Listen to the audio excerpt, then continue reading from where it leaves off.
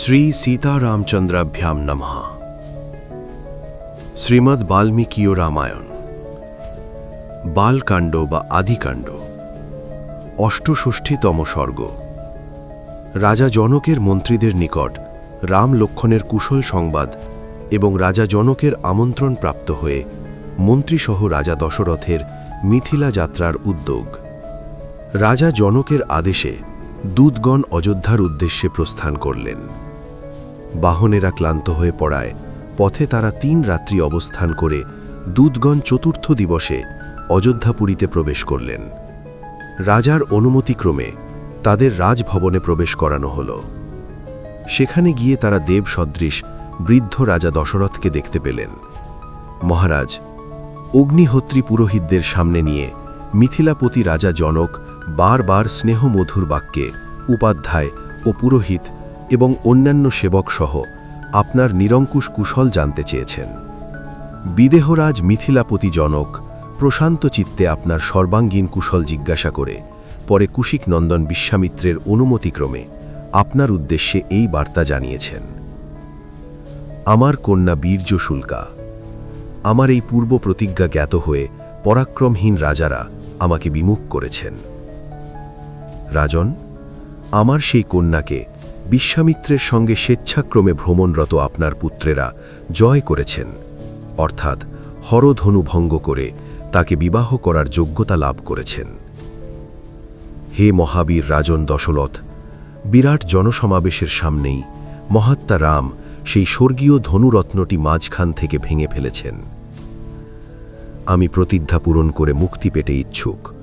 সেই জন্যই মহাত্মা রামকে আমার বীর্যশুল্কা কন্যা সীতা সম্প্রদান করতে চাই। অতএব আপনি দয়া করে অনুমতি দান করুন। অতএব মহারাজ, গুরু ও পুরোহিতদের সঙ্গে নিয়ে শীঘ্র এসে রাঘব ভ্রাতৃদ্বয় রাম লক্ষ্মণকে দর্শন করুন। আপনার কল্যাণ হোক। হে রাজশ্রেষ্ঠ, আমার সংকল্প পালনে সহায়তা করুন। আপনার 2 পুত্রকে বিবাহ দিয়ে প্রীতি উপভোগ করুন। মহর্ষি বিশ্বামিত্রের নির্দেশে এবং কুলপুরোহিত ঋষি শতানন্দের সম্মতিক্রমে বিদেহরাজ জনক আপনাকে এই মধুর সংবাদ প্রেরণ করেছেন। মহারাজ জনক প্রেরিত দূতবাক্য শ্রবণ করে পরম হৃষ্ট মহারাজ দশরথ কুলগুরু বশিষ্ঠকে, কুলপুরোহিত বামদেবকে এবং মন্ত্রীদের বললেন, কৌশল্যার আনন্দবর্ধনকারী রাম ভাই লক্ষ্মণের সঙ্গে কুশিকনন্দন বিশ্বামিত্রের তত্ত্বাবধানে এখন বিদেহ দেশে অবস্থান করছে। মহাত্মা জনক ককুৎস কুলনন্দন রামচন্দ্রের বীরত্ব স্বচক্ষে দর্শন করেছেন। সেই জন্যই তিনি রঘুনন্দন রামচন্দ্রের হস্তে স্বীয় কন্যাকে সম্প্রদান করতে চাইছেন। যদি মহাত্মা জনকের প্রস্তাব আপনাদের মনোমত হয়, তবে কাল বিলম্ব না করে আমরা শীঘ্রই জনকের পুরীতে যাব। মহর্ষিদের সঙ্গে মন্ত্রীরাও বললেন, বেশ, তাই হোক। রাজাও প্রীত হয়ে বললেন, হে মন্ত্রীগণ, আগামীকাল যাত্রা শুরু হবে।